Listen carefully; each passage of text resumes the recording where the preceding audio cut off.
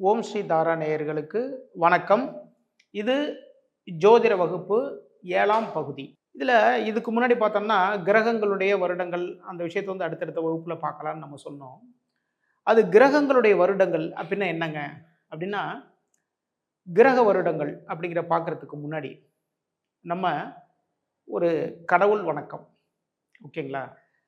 கல்வி கடவுளான சரஸ்வதி தேவியின் குருவான ஹயக்ரீவரை வணங்கி வகுப்பை தொடங்குவோம். ஓம் ஞானானந்தமயம் தேவம் நிர்மல ஸ்படிகாக்கிருதிம் ஆதாரம் சர்வ வித்யானாம் ஹயக்ரீவ முபாஷ்மகே. இந்த வகுப்பை உங்களுக்கு அளிப்பதற்காக அனுமதி அளித்த ஓம் ஸ்ரீ தாரா நிறுவனர் அவர்களுக்கு நன்றி. இப்போ கிரக வருடங்கள் அப்படின்னா என்னங்கிறது பார்த்துடலாம். நான் நேற்று போய் ஜாதகம் பார்த்தேன். பார்க்குறப்போ உங்களுக்கு வந்து இப்போ சுக்கிர திசை நடந்துட்டு இருக்குங்க. சுக்கிர திசை வந்து ஸ்டார்ட் ஆகி 2 வருஷம் ஆகுது. இன்னும் 18 வருஷத்துக்கு வந்து உங்களுக்கு சுக்கிர திசை தான். சுக்கிரன் வந்து 5ஆம் இடமான இல்லை அப்படின்னா 9ஆம் இடமான பாக்யஸ்தானத்தில் இருந்து உங்களுக்கு திசை நடத்துகிறார். ரொம்ப ரொம்ப சிறப்பு. வாழ்க்கையில் பெரிய லெவல் உச்சத்துக்கு வர போகிறீங்க அப்படிங்கிறலாம் எல்லாமே சொல்கிறாங்க. அதே டைம் பார்த்தீங்கன்னா என்னுடைய நண்பருடைய ஜாதகத்தை நான் பார்த்தேன். அதில் பார்த்தீங்கன்னா ராகு திசை வந்து ஸ்டார்ட் ஆகிட்டுங்க. ராகு திசை வந்து உங்களுக்கு வந்து 18 வருடங்கள் வந்து நடக்க போகுது. இல்லை வந்து குரு திசை நடந்துட்டு இருக்கு. குரு திசை வந்து 16 வருடங்கள் நடக்க போகுது. இப்படி சொல்லிட்டு இருக்காங்க. அப்போ திசைகள்னா என்ன, அதனுடைய வருடங்கள் சொல்றாங்க அப்படின்னா என்னங்க அப்படின்னா, இப்போ இந்த வகுப்புல அதனுடைய விளக்கங்கள் வந்து நம்ம பார்த்துடலாங்க. சரிங்களா? கிரக வரிசை அப்படின்னு பார்த்தோம்னா சூரியன், அதுக்கப்புறம் பார்த்தீங்கன்னா சந்திரன், செவ்வாய், புதன், குரு, சுக்கிரன், சனி, அப்புறம் பார்த்தீங்கன்னா ராகு கேது அப்படின்றதான் வந்து நம்ம நினச்சிட்டு இருப்போம். இது கிரகங்களுடைய வரிசைகள்னு வச்சுக்கோங்க. ஆனால் ஒருத்தருடைய ஜாதகத்தில் திசை நடக்கக்கூடிய வருடங்கள்னு இருக்கு இல்லைங்களா? அந்த திசை நடத்தக்கூடிய அந்த வரிசை என்ன அப்படின்னா, நீங்கள் மக நட்சத்திரத்திலேயோ இல்லை அப்படின்னா வந்து மூல நட்சத்திரத்திலேயோ இல்லை அப்படின்னா அஸ்வினி நட்சத்திரத்திலேயோ நீங்கள் பிறந்திருந்தால் உங்களுக்கு வந்து பார்த்தீங்கன்னா கேது திசை, உங்களுடைய பிறப்பு நேரத்தில் பார்த்தீங்கன்னா கேது திசையில் வந்து நீங்கள் பிறந்திருக்கீங்கன்னு அர்த்தம். அப்போது அஸ்வினி, மகம், மூலம் இது மூன்றுமே வந்து பார்த்தீங்கன்னா கேதுவினுடைய நட்சத்திரங்கள். இதை வச்சு தாங்க நம்ம என்ன திசை நடக்க போகுது என்னங்கிறது பார்க்குறோம். சரிங்க, என்னுடைய ஜாதகத்தில் பார்த்தீங்கன்னா வந்து கேது திசை 2 வருடம் போட்டிருக்காங்க. ஆனால் பார்த்தீங்கன்னா கேது திசை வந்து 7 வருஷம் வந்து நீங்கள் கொடுத்துருக்கீங்க. அது எப்படிங்க 2 வருடங்கள் மட்டும் போட்டிருக்காங்க அப்படின்னா, இப்போ கேது திசை 7 வருடங்கள். ஓகேங்களா? இப்போ பாருங்க, அஸ்வினி, மகம், மூலம். சரிங்களா? இப்போ மக நட்சத்திரத்தில் மொத்தம் 4 பாதங்கள் இருக்கிறது. சரிங்களா? 1ஆம் பாதம், 2ஆம் பாதம், 3ஆம் பாதம், 4ஆம் பாதம், இப்படி ஒவ்வொரு நட்சத்திரத்திற்கும் பார்த்தீங்கன்னா 4 பாதங்கள் இருக்கின்றது. சரிங்களா? அந்த 4 பாதங்களுக்கும் ஒவ்வொரு கிரகத்தினுடைய வருடங்கள் பிரித்து கொடுக்கப்படும். அப்போ மகம் நட்சத்திரத்தில் முதல் பாதம் ஆரம்பத்தில் நீங்கள் பிறந்தீங்கன்னு வச்சுக்கோங்களேன். அதுலேயே வந்து ஒரு டைமிங் இருக்குங்க. இன்னைக்கு வந்து மக நட்சத்திரம், இன்று வந்து பார்த்தீங்கன்னா மக நட்சத்திரம். இந்த மக நட்சத்திரம் வந்து ஸ்டார்ட் ஆன நேரம் எது அப்படின்னா வந்து ஒரு 11 o'clock 12 o'clock மேலே வந்து மக நட்சத்திரம் ஸ்டார்ட் ஆகுதுன்னு வச்சுக்கோங்களேன். அந்த மக நட்சத்திரம் வந்து 11 மணிக்கு மேலே முதல் பாதம் ஆரம்பிச்சிடுது. ஓகேங்களா? அப்போ முதல் பாதம் ஸ்டார்ட் ஆகி போயிட்டு இருக்குங்க.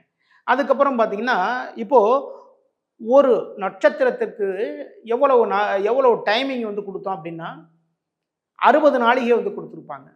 அந்த 60 நாளிகை சில நட்சத்திரங்கள் பார்த்தீங்கன்னா வந்து 56 நாளிகை, சில நட்சத்திரங்கள் பார்த்தீங்கன்னா 48 நாளிகை, 50 நாளிகை வரைக்கும் தான் வரும். ஓகேங்களா? ஒவ்வொரு நட்சத்திரத்தினுடைய கால அளவு வந்து ஒரு கால்குலேஷன் பண்ணி கொடுத்துருக்காங்க நம்முடைய முன்னோர்கள், நம்முடைய சித்தர்கள். அதுக்கப்புறம் பார்த்தீங்கன்னா இது மாதிரியான ஒரு விஷயங்கள் எல்லாமே கொடுத்துருக்காங்க. அப்போது இந்த கால அளவுகள் இருக்கு இல்லைங்களா? இதில் வந்து முதல் பாதத்தில் ஸ்டார்ட் பண்ணியிருந்தேன்னு வச்சுக்கோங்களேன். நீங்கள் பிறந்தது மக நட்சத்திரம் முதல் பாதம் அப்படின்னா கேது திசை 7 வருடங்கள் வரைக்கும் உங்களுக்கு இருக்குங்க. சரிங்களா? இதே பார்த்தீங்கன்னா மக நட்சத்திரம் 2ஆம் பாதத்தில் பிறந்திருக்குன்னு வச்சுக்கோங்களேன். அந்த 7 வருஷத்தை வந்து 4ஆ டிவைட் பண்ணுங்க. ஓகேங்களா? 4ஆ டிவைட் பண்ணால் வந்து எவ்வளோ வரும்? 1.5 வருஷம் வரைக்கும் வந்துடும். சரிங்களா? அப்போ பார்த்தீங்கன்னா 4 பாதத்துக்கு பார்த்தீங்கன்னா முதல் பாதம் முடிஞ்சு 2ஆம் பாதத்தில் வந்தீங்க அப்படின்னா அந்த 1.5 வருஷம் போக 7 வருடத்தில் 5.5 வருடம். ஓகேங்களா? அதுலேருந்து வந்து அடுத்தது 3ஆம் பாதத்தில் வந்து நீங்கள் பிறந்திருந்தீங்கன்னா அதுலேருந்து குறைஞ்சிரும். இப்படி தான் வந்து அந்த வருட கணக்கை வந்து ஆரம்பிப்பாங்க.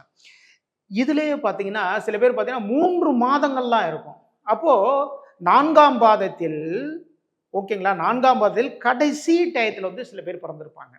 அந்த நாழிகை வருது இல்லைங்களா? அந்த நாழிகை வரப்போ அந்த நாழிகை முடியக்கூடிய நேரத்துல வந்து பிறந்திருப்பாங்க. அப்போ பார்த்தீங்கன்னா, அவங்களுக்கு வந்து 3 மாதங்கள் இருக்கும். சில பேர் பார்த்தீங்கன்னா வந்து 1 மாதம் மட்டும் இருக்கும். சில பேர் பார்த்தீங்கன்னா 25 நாட்கள் மட்டுமே இருக்கும்.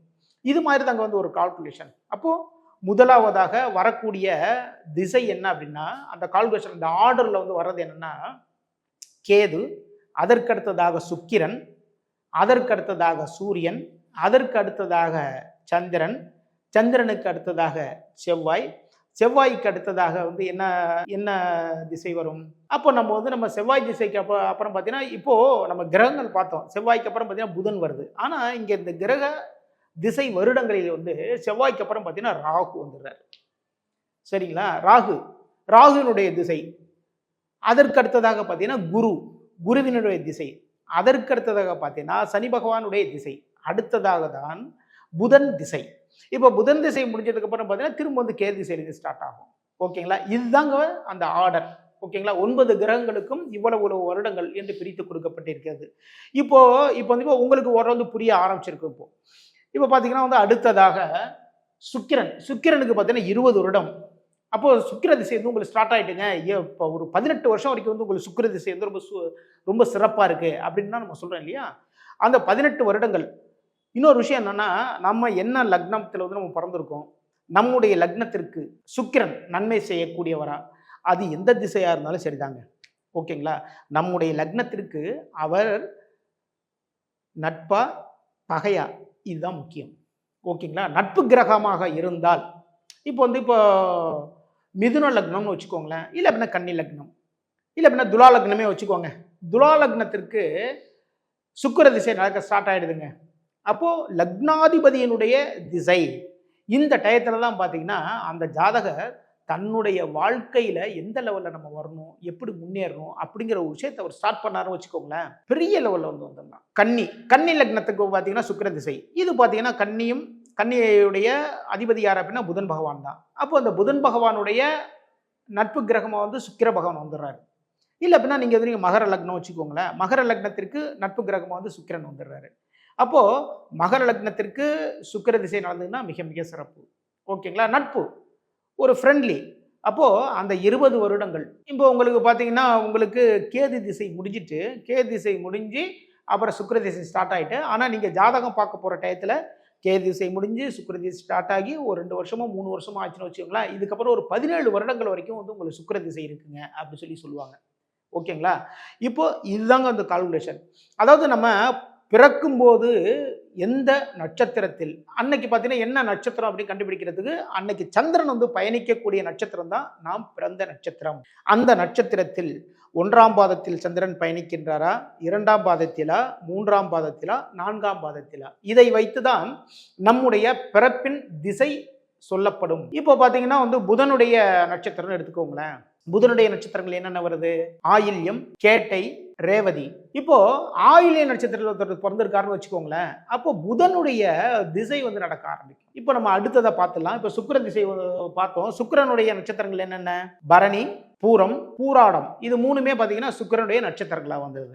அப்போ பரணி நட்சத்திரத்தில் வந்து முதல் பாதத்தில் வந்து பிறந்திருந்தாங்க அப்படின்னா, அப்போ அவங்களுக்கு பிறந்த 20 வருடம் வரைக்கும் பார்த்தீங்கன்னா சுக்கிர திசை தாங்க. இந்த சுக்கிர திசையில முக்கியமான ஒரு விஷயம் என்ன தெரியுங்களா? நம்முடைய குழந்தை பருவத்தில் சுக்கிர திசை வராமல் இருப்பது மிக மிக நன்று. சரிங்களா? இந்த எதனால அப்படின்னா சுக்கிரன் வந்து போககாரகன்னு சொல்லுவாங்க. ஆசைகளை தூண்டக்கூடியவர். அப்போ குட்டி சுக்கிரன் வந்து அது வந்து லைஃப்பை கொஞ்சம் கெடுத்துடும் சொல்லுவாங்க. அது ஆண்களா இருந்தாலும் சரிதான், பெண்களா இருந்தாலும் சரிதான், யாருக்கா இருந்தாலும் சரிதான், 20 வயசு வரைக்கும் பார்த்தீங்கன்னா சுக்கிர திசை நடக்குங்க. அந்த டயத்துல வந்து பார்த்தீங்கன்னா அந்த உணர்வுகளை வந்து சுக்கிர பகவான் தூண்டுவார். அது மட்டும் இல்லைங்க, சுக்கிர திசை வந்து ஒருத்தர் நடந்துன்னு வச்சுக்கோங்களேன். அந்த டயத்துல அவரு அதுக்கு முன்னாடி பார்த்தீங்கன்னா ஒரு டிஸ்டன்ஸ் இதெல்லாம் இல்லாமல் வந்து ஒரு லெவலில் இருந்துட்டு இருப்பாங்க. ஆனால் சுக்கிர திசை காலங்களில் பார்த்தோன்னு வச்சுக்கோங்க, அந்த டயத்துல பார்த்தீங்கன்னா ட்ரெஸ் எல்லாம் பார்த்தீங்கன்னா படோடாபமாக இருக்கும். அதே டைம் பார்த்தீங்கன்னா நல்ல மேக்கப் போட்டுக்கணும். ஒரு 4 பேர் இருக்கிற இடத்துல வந்து நம்ம வேற லெவலில் காட்டிக்கணும். நல்ல சென்ட்லாம் போட்டுக்குவாங்க. அந்த மாற்றங்கள் வந்ததுன்னா அந்த திசை கிரகங்கள் இருக்கு இல்லைங்களா, அந்த கிரகத்தினுடைய ஆளுமை வந்து நமக்கு வந்துடும். இப்போ சில பேருக்கு சனி திசை நடக்குதுன்னு வச்சுக்கோங்களேன். அந்த சனி திசை நடக்கும்போது அவங்களுடைய ஆடைகளை பார்த்தோன்னு வச்சுக்கோங்க, மேக்சிமம் வாஷ் பண்ணாமலே போட்டு வருவாங்க. அப்படியே நடக்கும்.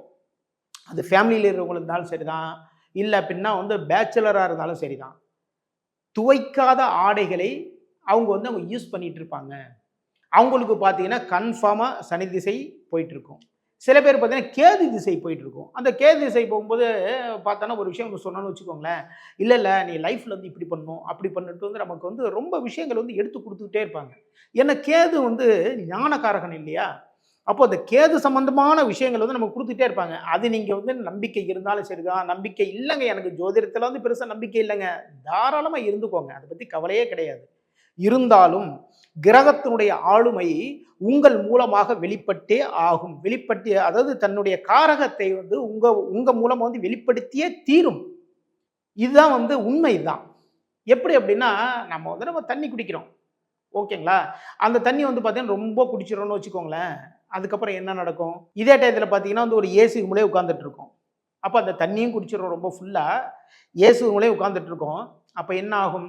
½ அன் ஹவரில் எப்படிப்பட்ட ஒரு மீட்டிங் இருந்தாலும் சரிதான், நீங்கள் வந்து இங்கே கொஞ்சம் நெளிய ஆரம்பிச்சிருவீங்க.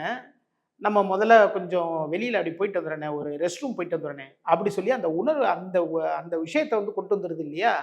அப்போது ஒரு நீர், அதாவது தண்ணி குடிக்கிறதுக்கே வந்து இது வேற ஒரு விஷயம் வந்து உங்களுக்கு நடக்குது அப்படின்னா, ஒரு கிரகத்தினுடைய ஆளுமையில் வந்து நீங்கள் வரும் பொழுது, கிரகங்கள் வந்து நம்முடைய உணர்ச்சிகள், நம்முடைய மனசு, இது எல்லாத்தையும் வந்து ஆளுமை செய்யுங்க. இந்த விஷயத்தை வந்து புரிஞ்சுக்கிட்டோன்னு வச்சுக்கோங்களேன், ஜோதிடம் வந்து மிக மிக எளிமை, மிக மிக அற்புதம். சின்ன சின்ன கணக்குகள் தாங்க. அந்த கணக்குகள் வந்து ரொம்ப அழகாக புரிஞ்சுக்கிட்டோம்னா மிக மிக சிறப்பு. இதற்கு அடுத்ததாக பார்த்தீங்கன்னா வந்து சுக்கிரன் தான் பார்த்தோம். பூர நட்சத்திரம், பரணி, அதுக்கு அடுத்தது பார்த்தீங்கன்னா பூராடம். இது 3மே சுக்கிரனுடைய நட்சத்திரங்கள் தான். அப்போ பரணி நட்சத்திரத்தில் வந்து ஒருத்தர் பிறந்திருந்தார் அப்படின்னா அவருக்கு வந்து சுக்கிர திசையில் பிறந்திருக்காரு. அது எத்தனாம் பாதத்தில் பிறந்திருக்காரோ அதற்படி வந்து வந்துடும். 4 பாதங்கள்னு வச்சுக்கோங்களேன், 5 வருடம். 4 வந்து பிரிச்சிடும். அப்போ 5 வருஷம். முதல் பாதத்தில் பிறந்திருந்தால் 20 வருடங்கள் இருக்கும். 2ஆம் பாதத்தில் பிறந்திருந்தால் பார்த்தீங்கன்னா 15 வருடங்கள் இருக்கும். 3ஆம் பாதத்தில் பிறந்தால் 10 வருடங்கள். 4ஆம் பாதத்தில் பிறந்திருந்தாங்கன்னா பிறந்ததிலிருந்து 5 வருடங்கள் வரைக்கும் பார்த்தீங்கன்னா சுக்கிர திசை நடக்கும். அதுக்கு அடுத்ததை பார்த்தீங்கன்னா சுக்கிர திசைக்கு அடுத்ததா சூரிய திசை ஸ்டார்ட் ஆயிடுங்க. ஓகேங்களா? இதுதாங்க வரிசை. அதாவது நம்ம பிறக்கும் போது இருக்கிற திசையிலேருந்து அடுத்த எத்தனை வருடங்களோ அதற்கு ஏற்றாற் போல் அடுத்த திசைகள் வந்து வந்துகிட்டே இருக்கும் நமக்கு. சரிங்களா? இப்போ இந்த சுக்கிரனே எடுத்துக்கோங்களேன். சுக்கிர திசை வந்து தனுசு லக்னம்னு வச்சுக்கோங்க, இல்லைன்னா மீன லக்னம்னு வச்சுக்கோங்க. இந்த மீன லக்னத்திற்கு பார்த்தீங்கன்னா வந்து 8ஆம் இடமா வந்து வந்துருவார் சுக்கிரன். தனுசுக்கு பார்த்தீங்கன்னா 6ஆம் இடமா வந்துருவார். 6, 11, 6ஆம் இடத்திற்கும் 11ஆம் இடத்திற்கும் வந்து அதிபதியாக வந்துடுவார். மீனத்திற்கு பார்த்தீங்கன்னா 3ஆம் இடத்திற்கும் 8ஆம் இடத்திற்கும் அதிபதியாக வந்துடுவார். அப்போ மீன லக்னத்திற்கும் தனுசு லக்னத்திற்கும் சுக்கிர திசை பெரிய அளவில் நன்மைகளை செய்யாது. அப்போ பலவிதமான சிரமங்கள், பலவிதமான இன்னல்கள் கொடுத்துக்கிட்டே இருக்கும். சார் எனக்குமே வந்து சுக்கிர திசை தான் சார், என்னுடைய நண்பருக்குமே சுக்கிர திசை தான் சார், அப்போ அவர் மட்டுமே நல்லா இருக்காரு, இல்லை பின்னா நான் நல்லா இருக்கேன் சார், என் ஃப்ரெண்டு வந்து என்னை கேட்டுட்டு இருக்காரு சார், உனக்கும் சுக்கிர திசை தான் நடக்குது, எனக்கும் சுக்கிர திசை தான் சொன்னாங்க, ஆனால் பார்த்தோன்னா வந்து நீ மட்டுமே வந்து இவ்வளோ நல்லா வந்துட்ட, பிஸ்னஸில் வேறு லெவலில் போயிட்ட, கார் வாங்கிட்ட, வீடுலாம் வாங்கிட்ட, ஆனால் எனக்கு பார்த்தா கடன் மேலே கடன் வந்துட்டுருக்கு, பெரிய பிரச்சனை வந்துட்டுருக்கு, தொழிலில் பார்த்தீங்கன்னா பெரிய இஷ்யூஸ்லாம் எல்லாமே வருது, பெரிய அவஸ்தை, இன்கம் டேக்ஸ் ரெய்டு, இதெல்லாம் வந்து ரொம்ப சிரமப்பட்டுட்டு இருக்கேன்ப்பா நான் அப்படின்ட்டு வந்து சொன்னார். அப்படின்னா அவர் பிறந்தது எப்போ? தனுசு லக்னத்தில் பிறந்திருப்பார், இல்லை அப்படின்னா மீன லக்னத்தில் பிறந்திருப்பாருங்க, இல்லை அப்படின்னா சிம்ம லக்னத்திலேயாவது பிறந்திருப்பார். ஓகேங்களா? இப்போ இதனுடைய பகை வீடுகள் இதெல்லாம், சுக்கிரனுடைய பகை வீடுகள் இதெல்லாம் சில பேர் பார்த்தீங்கன்னா கடகத்தில் பிறந்திருப்பாங்க, கடக லக்னத்தில் பிறந்திருப்பாங்க. நான் ராசியை சொல்லவே இல்லை, நான் சொல்றது பார்த்தீங்கன்னா ஜோதிடத்தில் முதலாவதாக லக்னம் தான் மிக மிக மிக முக்கியம். லக்னத்தை வைத்து தான் உங்களுடைய வாழ்க்கை முழுவதுமே வந்து கணிக்கப்படுகின்றது. ஓகேங்களா? லக்னம் தாங்க நம்முடைய குணாதிசயங்கள், நம்முடைய ரகசியங்கள், இது எல்லாமே வெளிப்படுத்தக்கூடியது நம்முடைய லக்னம் தான். சரிங்க. இதுக்கப்புறம் பார்த்தீங்கன்னா சூரியன் பார்த்தீங்கன்னா 6 வருடங்கள், சூரிய திசை பார்த்தீங்கன்னா 6 வருஷம். சூரியனுடைய நட்சத்திரம் என்னென்ன வருது? முதலாவதாக பார்த்தீங்கன்னா கார்த்திகை நட்சத்திரம் வந்துடுது. அதுக்கப்புறம் பார்த்தீங்கன்னா உத்திரம், அதுக்கப்புறம் பார்த்தீங்கன்னா உத்திராடம். இது 3மே சூரியனுடைய நட்சத்திரங்கள். இதே மாதிரி தான் முதல் பாதத்தில் பிறந்தவரா, இரண்டாம் பாதத்திலா, மூன்றாவதா, நான்காவதா இப்படிங்கிற விஷயத்த பார்த்துக்க வேண்டியதுதான். கார்த்திகை நட்சத்திரத்தில் பிறந்திருக்காரு, அப்போ அவருக்கும் பார்த்தீங்கன்னா வந்து சூரிய திசை நடக்குது. எனக்கு இப்போ வந்து சுக்கிர திசை முடிஞ்சிட்டு இதுக்கு அடுத்தது என்ன வரப்போகுது, சூரிய திசை வரப்போகுது உங்களுக்கு. அப்போ சில பேர் வந்து பிறக்கும்போது இருக்கக்கூடிய திசையும் நம்முடைய பிறந்ததற்கு பிறகு நம்முடைய வாழ்க்கையில வந்து என்னென்ன இதெல்லாம் வந்துட்டு இருக்கோ அதுக்கேற்ற மாதிரி திசைகள் மாறக்கூடிய விஷயங்கள் எல்லாமே இருக்கு. இதுக்கப்புறம் பார்த்தீங்கன்னா சந்திரன், சூரிய திசைக்கு அடுத்து பார்த்தீங்கன்னா சந்திரன் வந்து பார்த்தீங்கன்னா 10 வருடங்கள்ங்க. சரிங்களா? சந்திரன் வந்து 10 வருஷம் வந்து திசை நடத்துவார்.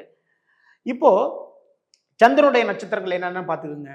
ரோஹிணி, அஸ்தம், திருவோணம் இது மூணுமே பார்த்தீங்கன்னா சந்திரனுடைய நட்சத்திரங்கள் வந்துருது. இந்த 3 நட்சத்திரங்களையுமே வந்து பார்த்தீங்கன்னா பாதத்தை வந்து நீங்கள் பிரிச்சுக்கோங்க. அந்த 6 வருஷத்தை வந்து ஒவ்வொரு பாதத்துக்கும் வந்து எவ்வளோ வருதுங்கிற விஷயத்தை வந்து பிரிச்சுக்கோங்க. ஓகேங்களா?